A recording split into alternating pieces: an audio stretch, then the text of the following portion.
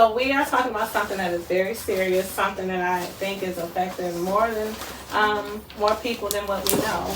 We're talking about mental health today. Yeah. And did you know, ladies, know that 1 in 5 adults in America is experiencing some form of mental health?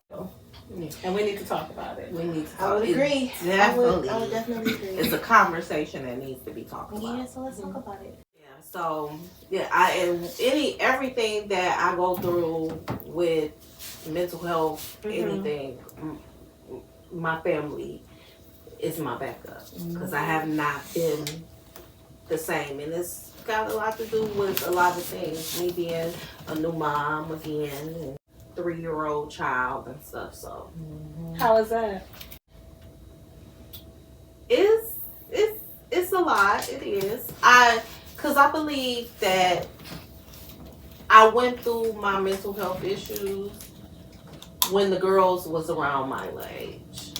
And I'm going through it again. It's like that same age group. Let me share a little something with you that I don't know if you've explored or just some things that I see that I recognize in myself. Okay.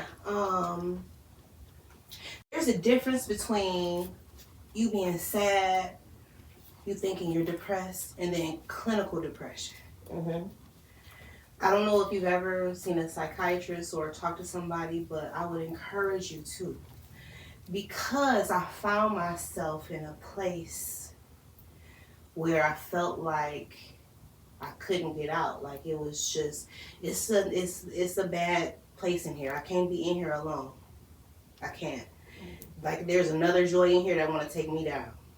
You understand me? So it's like, if you are that person, that is called clinical depression, and you may need outside things to help regulate your thoughts, your feelings, your anxiety. If you're tired all the time, your energy level, you may need medication. You know what I'm saying? You may need some kind of alternate therapy. You know what I'm saying? Because sometimes you just can't do it on your own. It's not enough motivational TikToks and videos and shit in the world, and you still feel like I'm gonna just sit in this corner and just wither away. It's not like I just want to blow my brains out, because you might not be in that space, but you still feel like you just don't want to be in it here anymore. So that's when you get to you're not showering, you laying in the bed. They call it bed rot now. You laying in the bed just rotting away. You just scrolling for hours on your phone. You're not eating, or you are eating, overeating. You're not drinking anything. You just don't give a fuck. You just want to just go wither away. So if you ever experience that, I really encourage you to go see a doctor. Because if we have a lump in our titty or some weird rash, so we going to the doctor. But we don't do that for mental health. It's the same shit. It's the same. So, and it does more damage. Question to you. Yes, sir. Do you find yourself around that time or around holidays, birthdays, or special times with a family, or is it just natural? It's just natural for me, because since being married, the holiday times have been like a sense of euphoria. Like, you know, that extra boost of dopamine around the holiday times for me is like a high for me. Okay. You know what I'm saying? Especially when I'm making my children happy, or just strangers, just doing shit. You know what I'm saying? I just feel, even you can see people around there, just people are just nicer. And I just catch the vibe. So I'm talking about my mental health, what I've dealt with on fuck a holiday. This is some shit. This is on a Tuesday morning, baby. And I don't want to be here. Yeah. On a Tuesday fucking normal morning. So if you've ever felt that, I'm just saying, baby, it's okay to go see a doctor and get you some help. Because once you do, you feel like you can start living again. You know what I'm saying? You can be available for your children. You can be available for your husband. And you showing up for yourself first. For yourself. Yeah. I do understand. Crying all the time for no reason. If you ever experienced that, you're sitting there like, why the fuck am I crying? You sound like you're talking to me. I'm like, so why are these tears falling out of my fucking eyes? What's wrong? What's wrong? So if you felt that, you might need a little bit more support. Yeah, it's been rough. I know one thing. Having the podcast, telling my stories, talking about situations is really helping. And really just even we have our meetings and we sit and talk and everything, that helps too. Yeah. It For does. me, yeah, Yes. I really enjoy our conversations on Sunday. Oh my goodness. Off camera. Off camera. Off camera. Yeah. And then you know what else? I know for myself, self-care. Like whether it's like I take a drive for 20 minutes, whether it's me and my baby, we go, you know, maybe drive in a neighborhood that we don't live in, but it's really nice. And like one day, you know, we're going to be here.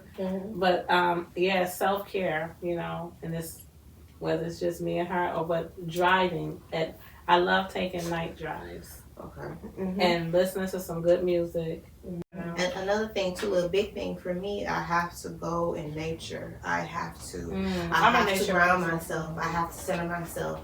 Like my husband used to look at me like I was a weirdo and all kind of shit. Like tree huggers, that shit is so fucking real. I encourage you all to do your own research on physically, like the scientific shit that's proven. What happens to your body when you just walk in the grass barefoot? Science. Let's just talk about the science aspect. It changes your DNA. You know what I'm saying? So I have to go out in nature. I have to go see water. My thing is water. I love water. It's a big connection for me.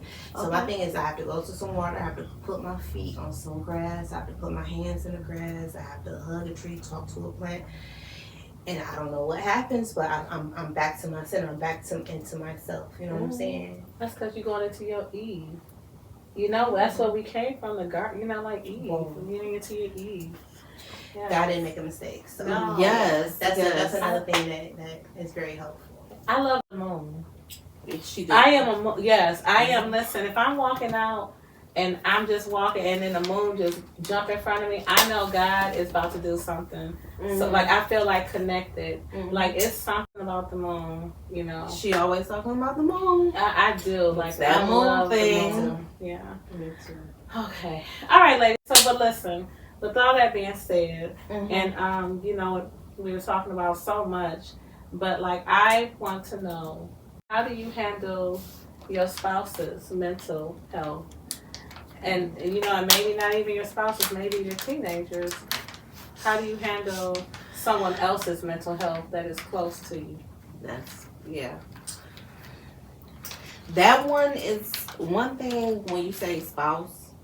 I think that's a good conversation because not too many people really talk about mental health, and I think it's very important because I think sometimes the man hold a lot of weight on their shoulders, you know what I'm saying?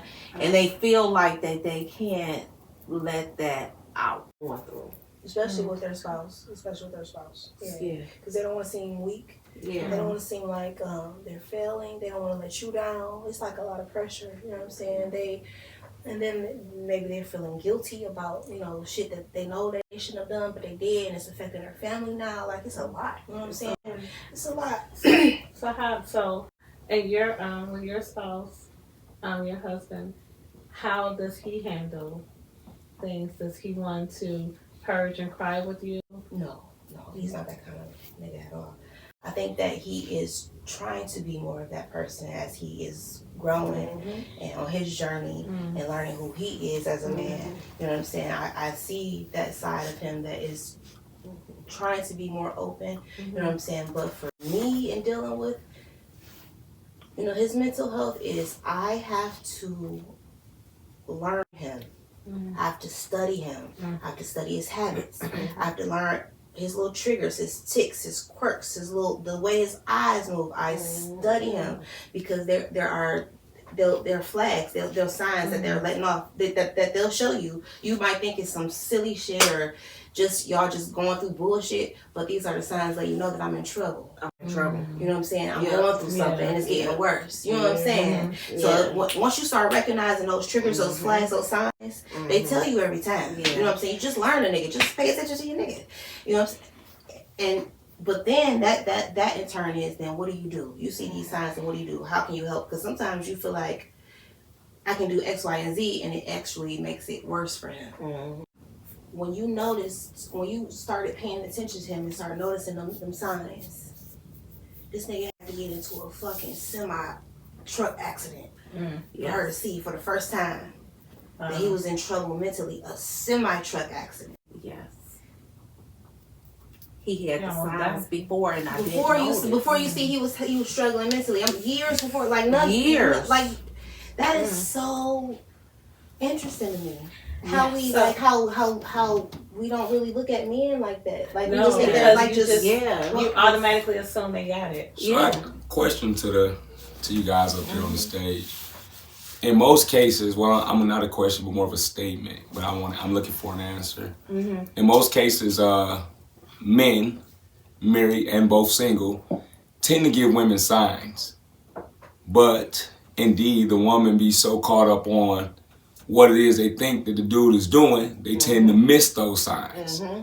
So would you say it's fair as women of women that's been in relationships or women that's married, that it's a fair assessment to say that you guys went in like pretty much overthinking or pretty much already deciding what to expect and not knowing, and then he showed a side but didn't show you how you guys are emotional? Men don't tend to show emotion. We show signs, right? So a sign, you might this dude works out every day. A sign is he ain't working out. This nigga's at the bar.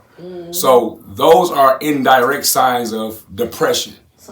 As a woman, or as a woman of a woman that's connected to this man, when you see that, what do you do?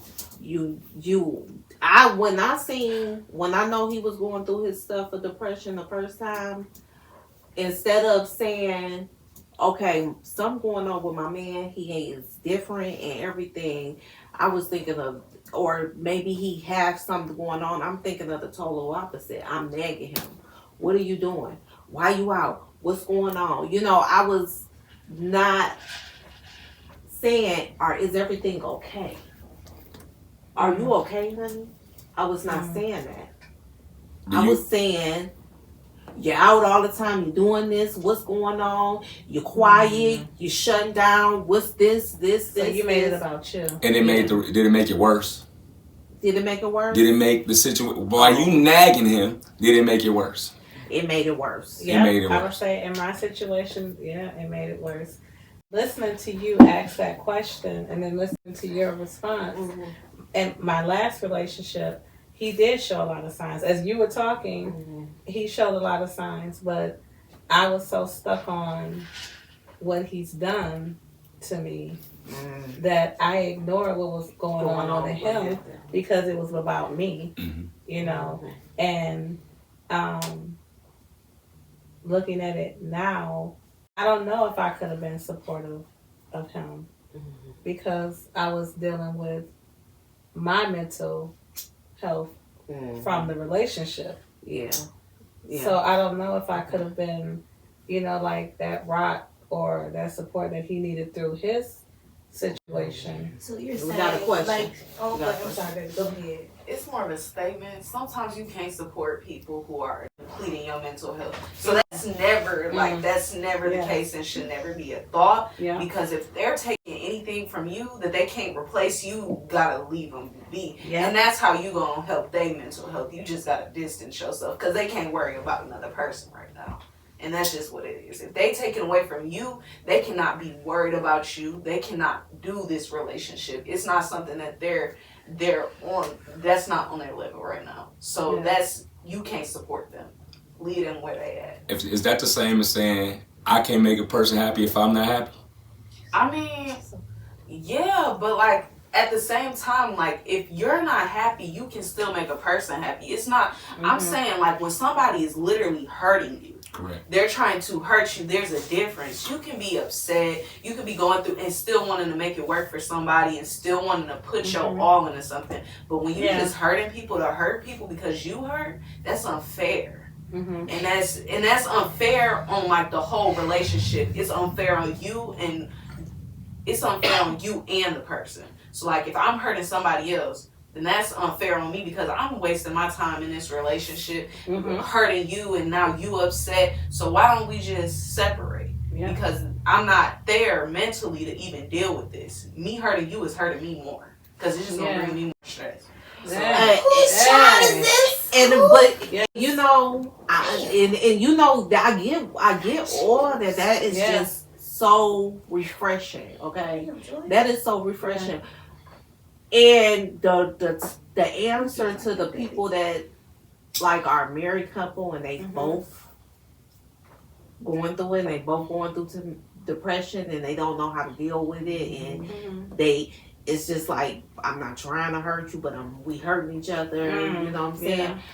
I think me and my spouse had got in a better place now that we understand how to listen to each other. That's like art of listening. It really because it can be a misunderstanding. And you have to really listen, and not hear what you want to hear, and not actually hear what they are saying, and not hear what them little voices are telling you, and because from your bullshit and your trauma. Yes, but listen, listening is art. Yes, it is making shit up, and not everybody understand what me and my husband said when we put our shit out on the table.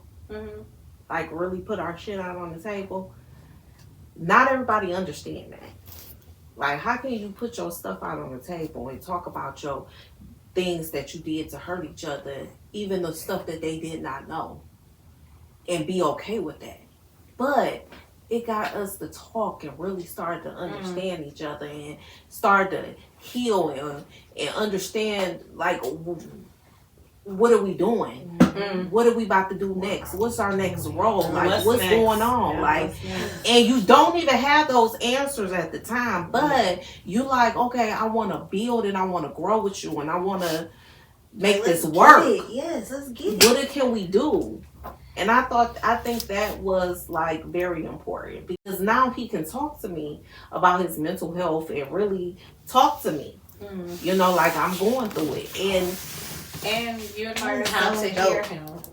Yeah, so that's I'm learning. Yeah, I haven't got there yet. That's okay. 20 years. I haven't got there yet, but I'm 20 learning. Years, and she's but still that's learning. beautiful. You're that learning. Is amazing. Yeah. Because some folks, it takes people forever. think marriage is a fairy tale, like you know, you just married and you ain't gotta do that, you ain't gotta work on the shit. No, it's the hardest shit you'll ever fucking do in your fucking life. It's very hard. Not for the weak. If you a hoe, do not get married. It's not for y'all. It's not a joke. Because you talking about people's lives. And y'all trying to build a family. It's a lot of work. It's a lot of work. And the thing is, sometimes when you go through depression, they go through. Remember when Merlin said, when I went through my depression stage, he went through it too, because he didn't know how to help me. So he couldn't be a man. He couldn't be that man for you. And the same in return. When he was going through his stuff, I kind of did the same thing because I didn't know how to help him. On top of you dealing with your shit. Same thing on top of you dealing with your kids' shit. We ain't even talked about the kids yet. Thing with my kids. We ain't even brought the kids in it yet. We talking about grown up shit, adult shit. Adults ain't nothing but just old and children. Then you got old school people like, you know, my mom and them generation, like, oh, depressed, get the fuck over it. You know what the fuck you gotta do. Take care of your responsibilities, take care of your kids. You work every day, you retire, you die. Like, that's just, I'm like, no, bro, that cannot be life. No, that cannot be life. No. One thing I gotta say, okay, and this is what I'm gonna have to say, because we was talking about the spouse. I want to go into my teenager. Okay, dealing with depression with the teenagers. Okay, and the one thing that I would love to tell my story as a parent, because I had people, and I know they loved my child and they wanted the best for my child, but I had people that didn't know, wasn't educated about mental health, tell me some stuff on how I should deal with my child with mental health. How long ago was this? She was a teenager. It was around COVID's time. Okay, so do you think COVID played a part? No. Or do you think it was always present? Well, I think COVID didn't play a part too much. Me not paying attention to the signs. So she showed signs. She showed signs. I just thought it was a part of being a teenager. What was some of the signs What that was she the signs? showed?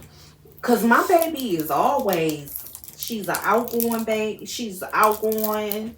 She take forever for her to get ready. You ready? Come on, come on, come on. She in the mirror doing that. That stopped. The energy, wanting to stay home all the time, wanting to just be in her room all the time. What did you think was going Didn't on? even at the care. I thought it was just Teenage shit? teenage stuff, Okay. like you going to another stage and the teenage stuff. Mm-hmm. That's what I thought. Yeah. And then one, and she showed the signs. The signs was heavy. It got worse and worse and worse. And then one day I just woke up and I just said, "Come here, you know. Let me talk to you for a minute. Mm-hmm. Let me Checking in. check in on you." Mm-hmm. We took her to So dangerous. the hospital. Yeah. And the reason why I wanted to talk about this, and I asked my child before I talked about this, the reason why I wanted to talk about this is because when I reached out to the people that was educated about mental health, and because I did, even though I knew about a lot about mental health, when it came to my child, I was empty. I didn't know nothing. It was like my brain just shut off. So as I'm reaching out to the people that I can reach out about mental health, a lot of people came to me and said they went through the same thing. And that's the reason why when you mention mental health, I wanted to talk about it. Because you can think that you can do what's best for your child.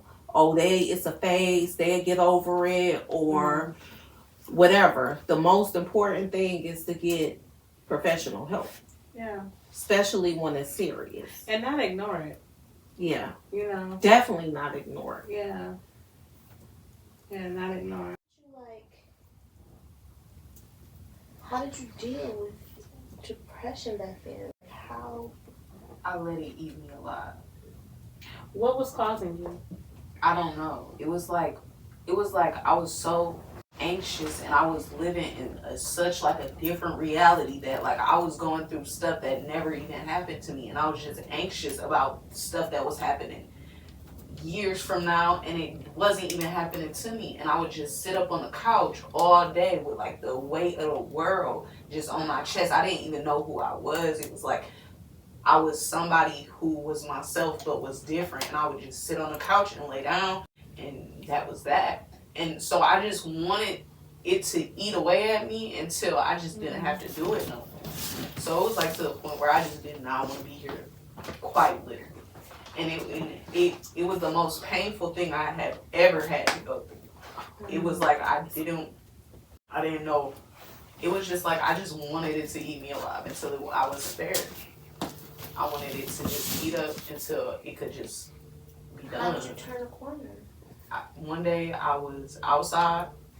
I don't know what I was doing, but like people would try to pray for me. Like my grandma, she would try to pray for me. And I was kind of upset because like I just didn't understand. Like it wasn't that I was like, my relationship with God was so different when I was so sad, because like, why am I this sad? Why am I this sad? Why am I this sad? And I can't really think about God right now because I'm over here sad. But one day I was outside, I was looking at plants. Like when you said, I was looking at the trees, the light was shining through the trees, and I was like, thank God for this like scene right here. And then it was just like after that, I found my purpose through thanking the Lord that I could live now and be there present to see this, because I'm in a generation where the world's going crazy, the world's going terrible, and I can sit here and be able to witness trees. I can sit and look at the light. So like now I got a bunch of plants, and that's what I do to help myself. So is it a struggle every day? Is it something that you deal with? It's not something. It's something that you always gonna deal with. And as I've grown up, I've known that like I'm always gonna have struggles. I'm always gonna have to deal with this. But am I gonna let myself tell myself something that's gonna happen that never happened to me? Am I gonna give myself anxiety, or am I gonna YOLO just live the life that I need to live? Yeah. And just be okay? Because like at the end of the day, I can be sad, or I can be sad, I can be depressed, or I can just live these few moments I need. Yeah. And so like it's not something that I struggle with as much anymore. It's something that you always gonna have to struggle with, but I'm growing up and I just learned how to deal with it different. And I learned it was so hard that I had to learn a very abrasive way to deal with my stuff. I don't let it get to me. I just push it out and focus on making myself happy, learning what I love. That. Like if I'm making myself happy, that's all that matters. So like bad things happen, but I learn how to make myself happy through any situation.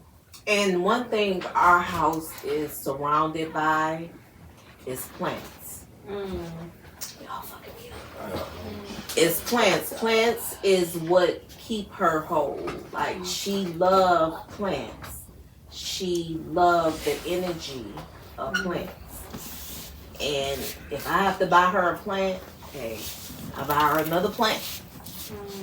So that's what keep her whole. But one thing I could say to everybody out there, and this is the whole purpose of me even having this conversation, it was hard for me because I didn't know if I wanted to bring this out to the open, but I knew that it's so many people out there that's going through it because so many people talk to me about it, and you're not the only one that's going through it.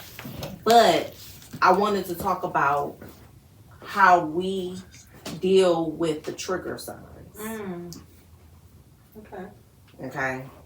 And one thing I had to listen to my daughter, but understanding those trigger signs, it's okay to check up on your child and make sure they okay when they have been through mental illness. It's okay to just hold their hand and say, hey, I'm here or whatever.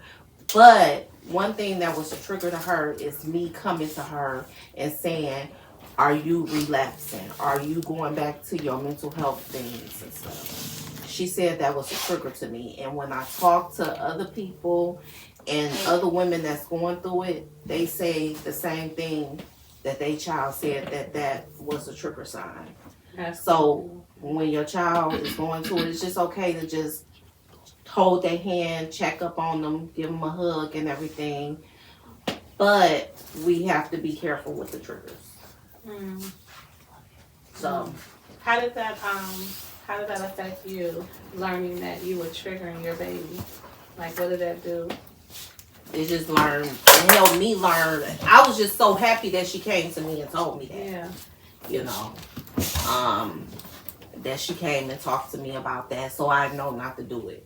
But did it hurt you? It didn't hurt me because I know I'm a mom that didn't know what I was doing. I'm just doing the best that I can. Okay, go ahead, Joy. We was hurting each other for a minute after I went through what I went through because it was just like such a different dynamic. I'm still struggling, but you now forgot. Like it felt like somebody forgot about my struggle, and I was trying to learn how to re-deal with life and re-deal with everything, and somebody forgot my struggle. So I'm mad at her because she forgetting my struggle, yelling at me every day, but they want to say something about what I'm trying to get over. So we both had to learn how to communicate and learn how, because my mom go through stuff too. And I'm not the only person in this relationship. People gonna hurt everybody. I just gotta communicate with my mom because I know that I hurt her a lot after what I went through because I just didn't know how to communicate or handle people around me because that's not something that I was thinking of. I didn't talk to nobody here when I was going through it. I was silent. I was mute. I didn't talk to nobody. I didn't talk to my mom. I didn't open up about how I felt. And she couldn't open up to me about how she felt because I'm going through what I'm going through. But I just learned how to communicate and tell her, yeah, you hurt me through this, but I know I hurt you too. And it's not your fault. We gonna hurt each other, but that's a part of like human relationships. And I understand that me and my mama are both people, and she didn't hurt me. She tried to help me the best way she possibly knew how to. And that's all that mattered. She was always there for me. And that's all that mattered. Oh, try. You did such an awesome You job. sure did. That's your baby. Girl, I'm so proud of you. Yeah. She is so articulate. I wish I had that head on my shoulders. Yes. At that age. Girl. That was not the head on my shoulders. She is struggling on her journey, on her path. You hear me? Wow. Well, one thing I would like to say is I'm proud that she got through it. Mm-hmm. I'm proud that we can communicate now. We talk about it. And I'm proud of her because then I asked her, like, what do you think about me talking about this?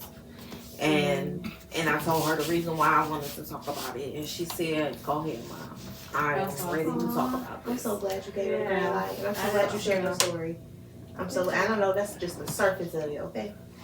Yeah, just the surface. And to be honest, you just helped a lot of people. Mm-hmm. You know how many people, how many mamas are gonna make their children watch this part like, y'all come here, listen to this girl. For real. Yeah. You saved somebody. But one thing I could say, just the strength of getting through it, the brighter side, So hopefully all the teenagers listen to this. Don't listen to all our episodes. But my parents, let your teens listen to this because it is a brighter side. Because I know sometimes it get closed in, but it's always a brighter side. We're going to postmark when we talk about the teenage years. Yeah. Because, So we can know where not everything's for teenagers, but this episode was. Yeah, for sure. Yeah. You gotta make me, so when I go home, I want to make sure I check in with my baby. Because, she's going through a little girl situation, but just listening to, learning how to read those triggers. And just to make sure she's good. Yeah. It's all about y'all. This is a good session. Yeah. I needed this. Yes. I needed this. And Joy did her shit. She popped her shit. She sure did. I'm sorry. Yes, she did. Yes. Yes. Yeah. So, in conclusion, what are your afterthoughts? Mental health is real. If you're going through something, always remember that you can get through it. And self-care, make sure you find time for yourself, whether it's 1 minute, 2 minutes, but just devote some time to yourself. Babies. Yeah. Start paying them more attention. Because one thing I took from what she said was her mom didn't know how to parent the needs that she had, that she needed. So, because her mom wasn't taught that. So you can't teach something you ain't taught. You feel me? So you got to pay more attention to tap in with them feelings. You gotta teach yourself. I teach yourself. Yeah. Period. Listen. Find peace and solitude. You have to learn how to walk your path alone and be okay with it. You gotta get those fuck niggas out your life. Anybody that's a leech, that's draining anything from you, that doesn't replenish you, that doesn't add some kind of value in your life. They might get on your motherfucking nerves. Y'all might bump heads sometimes, but that motherfucker got your back and y'all adding value to each other's life. If that's not the case, what are you doing? What are you doing? So you just have to have those, y'all say, you have to check in with your babies. You got to check in with yourself. You got to check in with yourself, make sure that you okay. Tweak whatever you need to tweak, heal whatever you need to heal, and just keep living for yourself and not for nobody else. You are the source of your happiness. You can't no nigga make you happy, can't no bitch make you happy, can't no money make you happy. Your source of happiness has to come within you. Yes. Now, honey, be real. Honey, be real.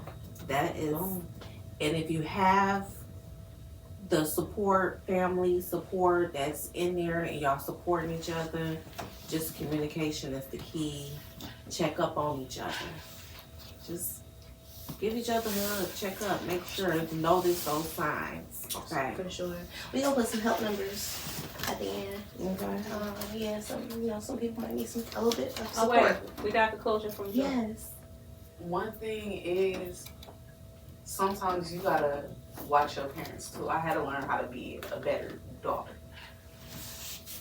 to my mama, because she going through her mental health too. So she was there for me while I went through all my mental health stuff. But my mama, like, I shut down. My mama, she's still going. So, like, I feel like it's the least I can do to show her I appreciate her. I appreciate her being there for me.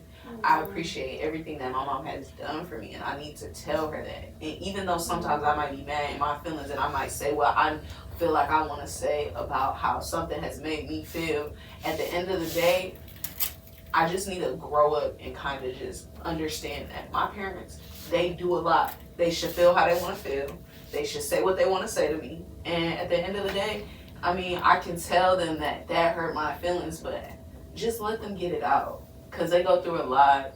And me talking and communicating to my parents in a more adult way helps them talk and communicate to me and love me and how I need to be loved. So when I'm there for them, they're there for me. And we learn how to be. It's a relationship. Parentship, all that. It's a relationship. So just me being able to communicate with my parents. You got to communicate with all people. And you got to still be there for your parents too. God, she's such a dope human. I love that. Oh.